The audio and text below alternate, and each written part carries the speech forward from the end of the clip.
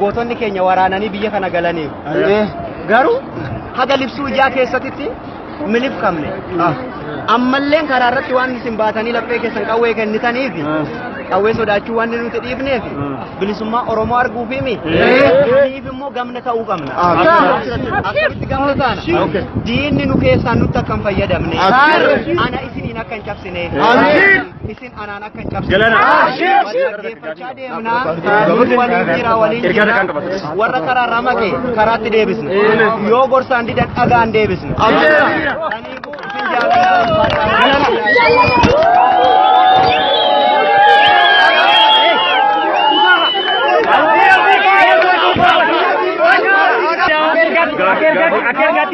akhirnya tuh kita Cairo Hararge ama akhirnya gertu Cairo Hararge udah sampai merah pada kaget